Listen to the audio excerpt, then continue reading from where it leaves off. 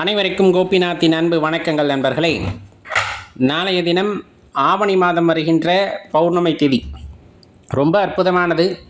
ஆவணி அவிட்டம் அப்படின்னு சொல்லக்கூடிய அந்த சிறப்பு நாளும் நாளை தான் அப்படிங்கிறத மறந்துட வேண்டாம். நாளைக்கு எப்போ பௌர்ணமி திதி ஆரம்பிக்குது அப்படின்னா 27ஆம் தேதி காலையில் 9:53 மணிக்கு மேலே ஆரம்பிக்குது.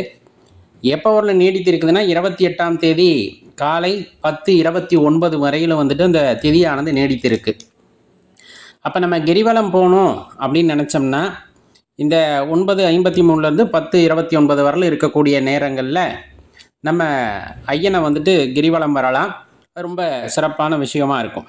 இதில் இந்த சோடசக்கலை நேரம் அப்படிங்கிறது 28ஆம் தேதி காலையில் 9:29 11:29 வரலும் இருக்கக்கூடிய அந்த 2 மணி நேரத்தில் ஒரு 5 வினாடி ஒரு சின்ன மெல்லிய அதிர்வை வந்துட்டு இந்த பிரபஞ்சம் உணரும் இல்லையா? அந்த நேரத்தில் நம்ம என்ன வேண்டுதல் வைக்கிறோமோ அது அப்படியே நடக்கும் அப்படிங்கிறது சித்தர்கள் அருளி சென்ற ஒரு அற்புதமான நேரம் அப்படின்னு சொன்னால் அது மிகையாகாது.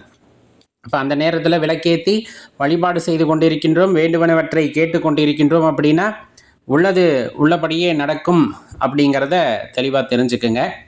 இந்த பௌர்ணமியை பொறுத்தளவு சிறப்பு அப்படின்னு பார்த்தோம்னா சித்தர்கள் வழிபாடு அப்படின்னு சொல்கிறது. சித்தர்களோட ஜீவசமாதி இருக்கிற இடத்துக்கு போனோம்னா நம்ம உடல் அந்த அதிர்வுகளை உணரும். இது நிறைய பேர் உணர்ந்திருப்பாங்க. அன்றைய தினத்தில் அங்கே அமைதியாக இருந்து தியானம் செய்கிறது அல்லது மந்திர உபதேசம் வாங்குவது இது எல்லாமே ரொம்ப சிறப்பானதாக இருக்கும் அந்த பௌர்ணமி திதியில். அதையும் மீறி அன்னதானம் செய்கிறது அப்படிங்கிறது ரொம்பவே சிறப்பான ஒரு விஷயம் இந்த நாளில் நம்ம குறிப்பிட்டு சொல்ல வேண்டியது. அதுக்கப்புறம் பெண் தெய்வ வழிபாடு அப்படின்னு சொல்கிறது.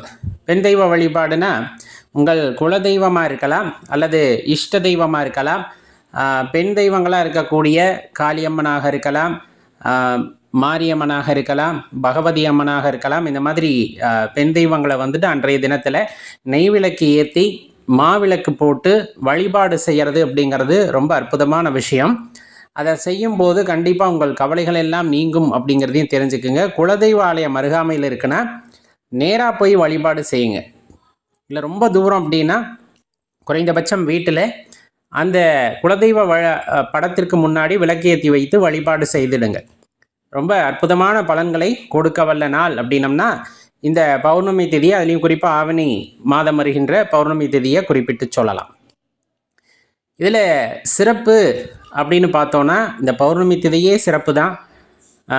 தியானம் செய்ய, தவம் மேற்கொள்ள, அன்னதானம் வழங்க, தான தர்மங்கள் செய்ய, இந்த மாதிரி வரிசையாக சொல்லிக்கிட்டே போவாங்க. லக்ஷ்மி நரசிம்மர் பூஜை செய்கிறதும் உத்தமமான விஷயம் இன்றைய தினத்தில். இன்னும் பல சிறப்புகளை உடைய இந்த நாளை தவற விடாதீங்க அப்படிங்கிறதுக்காக தான் இந்த பதிவு. மறக்காமல் உங்கள் நண்பர்களோடையும் பகிர்ந்துக்குங்க. நன்றி, வணக்கம்.